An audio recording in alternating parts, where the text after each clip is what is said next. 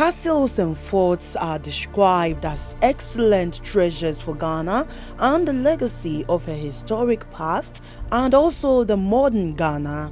From history, castles and forts were built and occupied at different times by traders from Portugal, Spain, Denmark, Sweden, Holland, Germany and Britain. These castles and forts served the gold trade of the European chartered companies until it was developed into a slave trade post.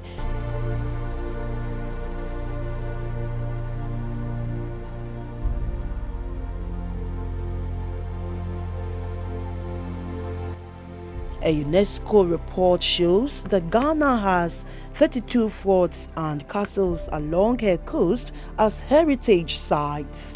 Though almost every site has a significant story, only a few gain the necessary recognition. The rest are almost abandoned. So we took a quick run through the forts and castles in the country currently and throw more light on the untapped. The team finally settled on visiting Fort Santo Antonio in the Western region. The journey to discover the history behind the fort began.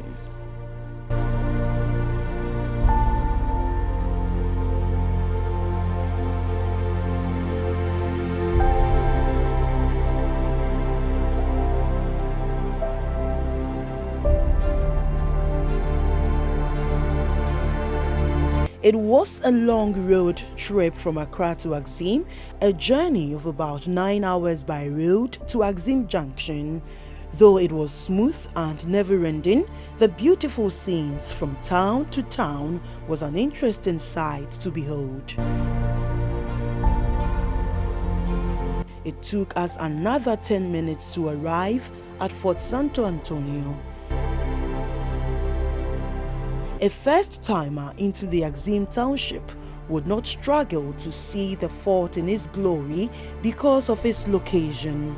It was right in the heart of the community. I'm right in the heart of Axim in the Western region where Fort Santo Antonio lies. I'm told it was constructed in 1515 by the Portuguese. It is the second fort built on the Gold Coast after St. George's Castle. I'm told it has the ability to withstand attacks due to the materials used in constructing this place some 5 centuries ago. Join me as I explore the secrets, the mysteries, the history behind the Fort Santo Antonio. According to history books, the Portuguese built a trade post in 1503 near the edge of River Ancobra.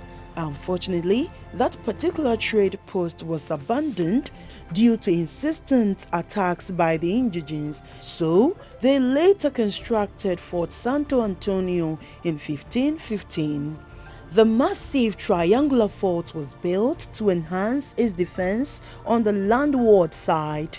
The defensive capability of Fort Santo Antonio was revealed by its ability to withstand attacks even after the fall of Elmina to the Dutch in 1637. Seth Otu is my tour guide. Fort Santo Antonio is a Portuguese fortress built way back in 1515. So it's now 506 years. And it was built purposely as a trading post. So the fort saw the need of trading in gold, ivory, cotton, pepper, iron slag, before the slavery proper, by the Dutch also in 1642. Though the fort was originally a trade post, it later became a slave post when the Dutch took over. The slave trade, according to history books, thrived for about 230 years. When the Dutch took over in the 17th century, that was in 1642, they managed to have a conversation with our chiefs because before people were dying out of the tribal wars. So when they engaged our chiefs, they were able to convince them that now they cannot kill the people, but they can now bring them in for some gifts. That's how the slavery also began here in Axim. So over here, the slavery went on for 230 good years, from 1642 up to 1872. And what happened in the slavery was that the slaves were carried in here by the blacks themselves and other whites. And also in the slavery, there are middlemen, we call them the brokers. So these brokers, before somebody could be qualified as a broker, it means that the Dutchman had a woman in such a man's family. So those men were qualified and they were serving as brokers. So they normally check and see if there's somebody from Axim who was actually part of the slaves. And such people will have to be taken away from the people, because they wouldn't want a situation whereby there will be conflicts between them and their neighbors. So it means that where forts and castles are built, people were not taken from the same place. The fort has a tomb right in the courtyard. It is believed that the tomb holds the remains of the Portuguese Governor Gomes, who died at the age of 61. We believe he requested for a ride from Portugal, and when he saw the ship coming out of excitement, he fell out from there and then died in there.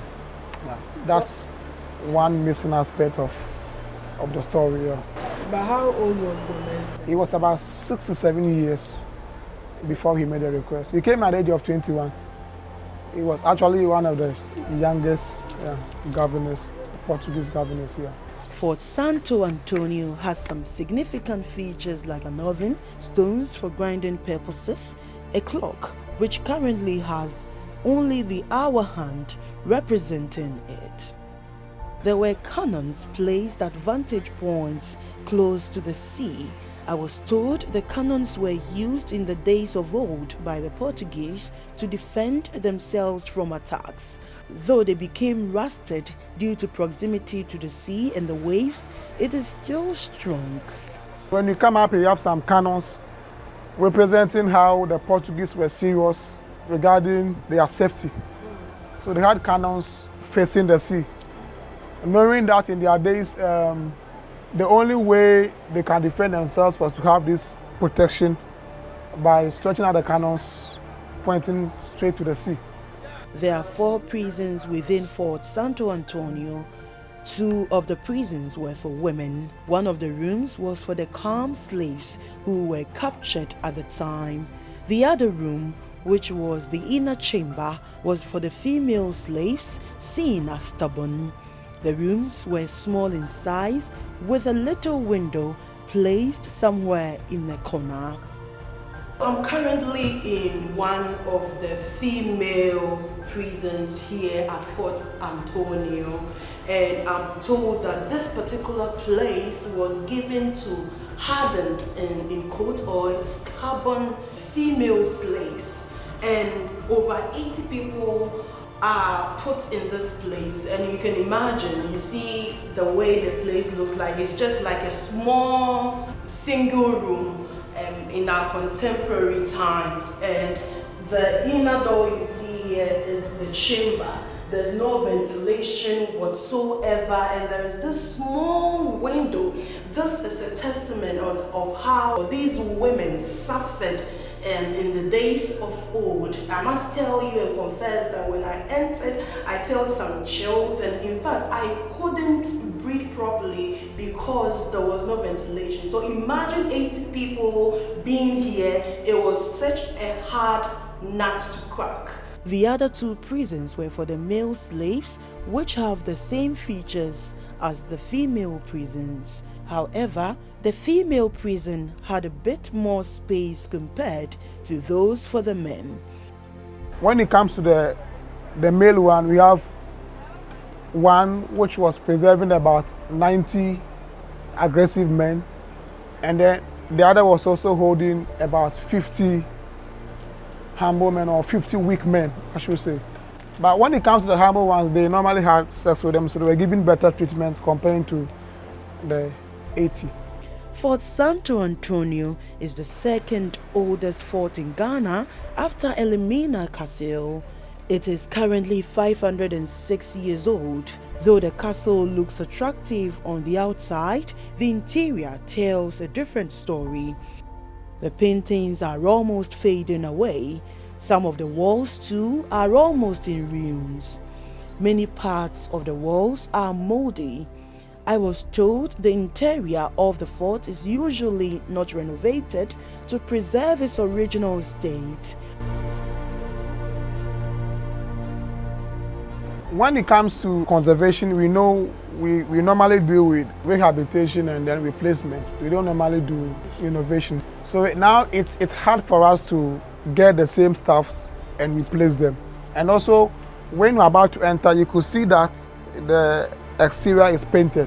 We normally do the exterior one to attract the people. But even we are not supposed to paint it. When it comes to conservation, we are supposed to wash it. But with the washing, we are not even able to wash it. And then coming in, we would want to make sure the place remains the way it is because it's about 506 years old. And when it's painted, people might not believe in our stories.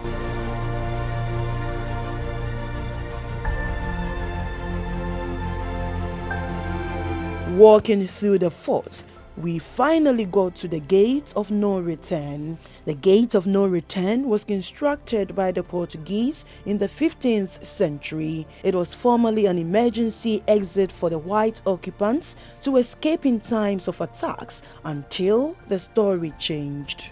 The Gate of No Return was constructed by the Portuguese, and then it was serving as an emergency exit to the whites. So in case there's any attack, they can use the Gate of No Return and get out of the building. So when the Dutch took over in the 17th century, that was in 1642, they were also using it, this time different purpose altogether, serving as a special place to get the slaves out of the building. So it was actually a tunnel connected to the island you see here, now serving as a lighthouse for the safety of the boats and the ships around here. But it was blocked in 1872 by the British. That was when slavery was fully abolished. Up on the first floor of the fort is a museum which has different architectural works on display.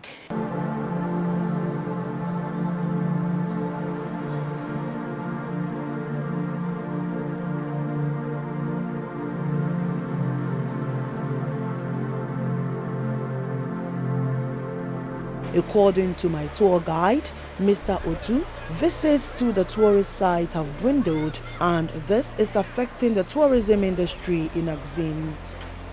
Before, the patronage wasn't, even though it wasn't bad, but today it's worse. People are not coming. At times, we'll be here for the whole week, nobody will come. Sometimes, even a month, nobody will come. And normally, we are always expecting foreign visitors. Yeah, so normally all our minds are on the foreigners, but the foreigners are also not coming. Yeah, so now it's difficult. Yeah. Mr. Otu also revealed a surprising fact. He says about 90% of indigents are unaware of the history behind the fort. The people themselves, not all of them have knowledge about the building. When you go out there, others, when we ask them about the building, they will say it's a castle.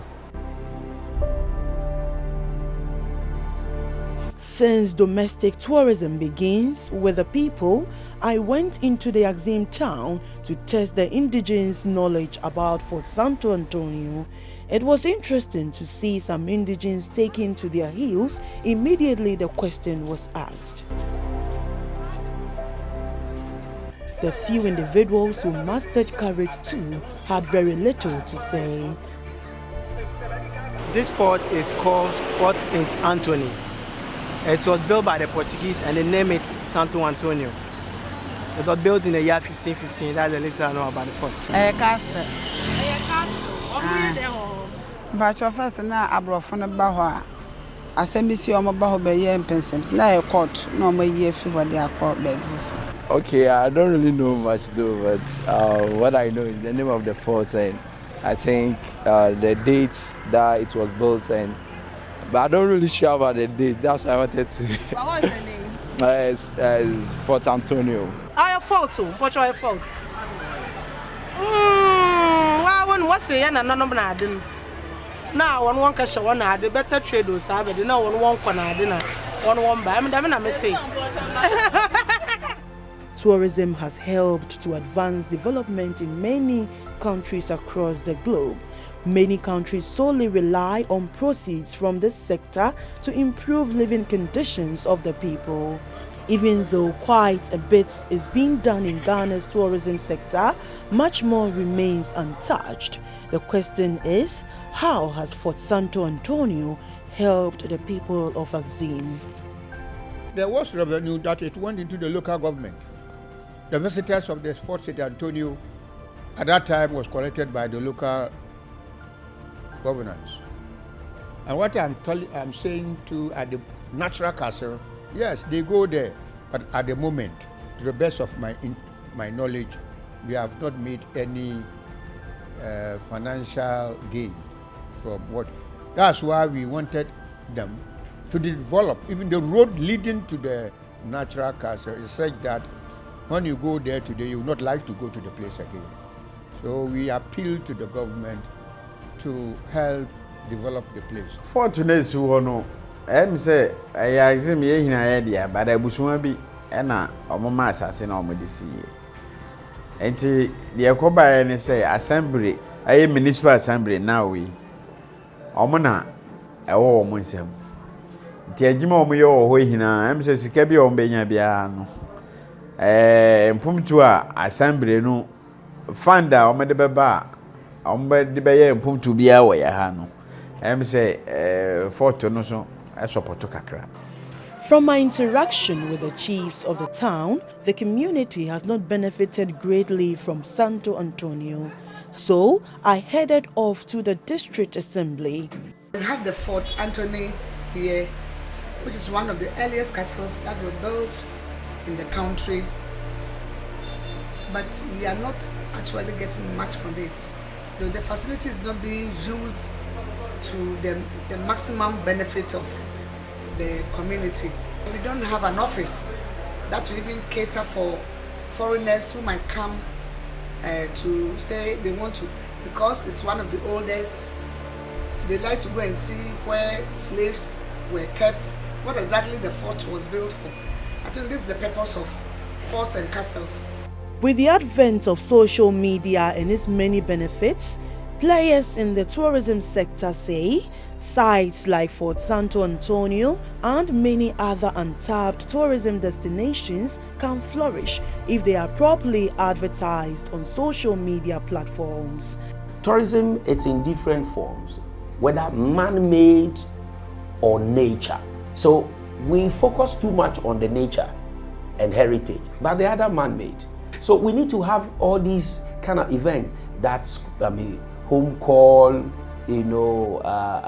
reunion and stuff. Not only the festival, because the festival happens once in a year. So year groups that attended Akro-Kerry Training College should go to Akro-Kerry in Adanse, have a 3-day, weekend staycation, football games, other activities, musical entertainment.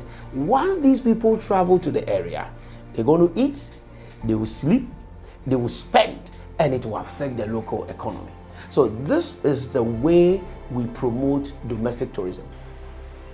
Some people believe that not only should the tourism sites be advertised, but the unique cultural practices within the community like festivals, special indigenous foods, games and traditional dances should be highlighted as well to sell tourism destinations to tourism lovers. My ancestors, the chiefs, who were then settled at Lower Town, Axim, when they died, they were buried at the fort, like the governors of the fort in the old good days.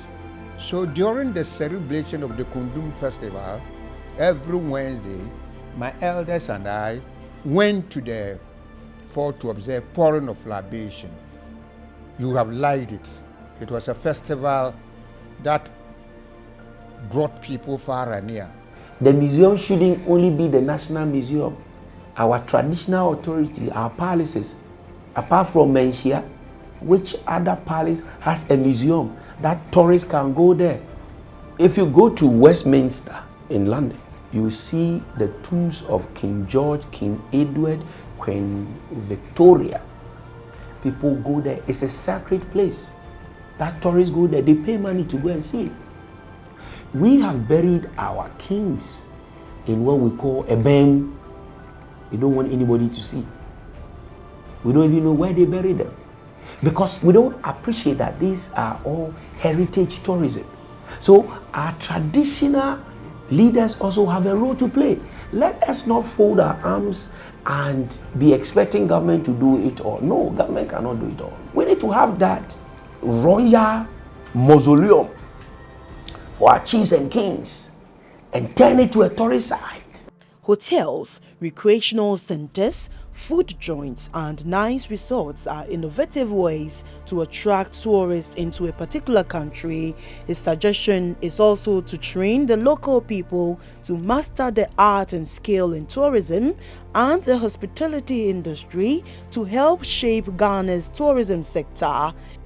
There should also be a local content policy. If you go to Kenya, Mombasa County has some destination called Diani Watamu. Now, every resort or hotel facility there, the policy is 60% of the staff must be locals. So it affords the citizens or the locals to train themselves, because there is a job market or an enabling environment that has been created for them. So you not go and study political science in Diani, Watamu, and be looking for a job at a resort or hotel. You go and study hotel management or hospitality management or travel tourism. So when there's an agenda, of creating job for the indigenes or the locals, it should be private-public partnership. In terms of making tourist sites attractive, experts say the sites should also be renovated and made tourist-friendly as a magnet to maximize profit. In Ghana, most of these tourist sites are under the Ghana Museums and Monuments Boards and the Ghana Tourism Authority.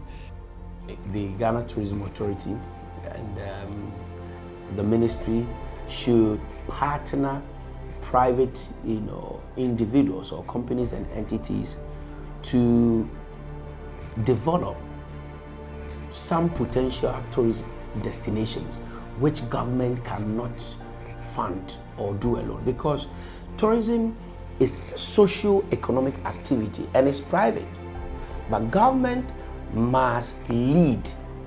It's a public sector led, a private sector driven. Government does not run tourism. Government cannot run hotels. Government cannot run transport. Government cannot run tour sites. It must be run by private people. At the end of the day, government makes money from taxes. Look, we pay 1% tourism levy, it goes to government. We pay 17.5% VAT. We pay 1% COVID-19 levy. So put together, you're paying almost 19.5% taxes is going to government. So government should create that enabling environment. Tourism is a key economic driver in Ghana. It generates foreign exchange, creates jobs, and stimulates other sectors of the economy. Statistics show that in 2020, Ghana's travel and tourism sector contributed about $1.9 billion to the country's GDP. The 2020 figure was lower compared to the 2019 figure, which stood at $3.7 billion. The drop, according to the Ghana Tourism Authority, was largely due to COVID-19. Tourism players say Ghana's tourism sector can change if its value is added to the existing tourist sites and destinations. They also want visits to the sites like Fort Santo Antonio, Butterstein, Fort Amsterdam repackaged to earn more revenue receipts. They advocate for a careful and strategic tourism campaign at the local, regional, and national levels. Ghana, situated along the Gulf of Guinea, remains the land of gold. Beatrice Sanaju, GBC News, Axim.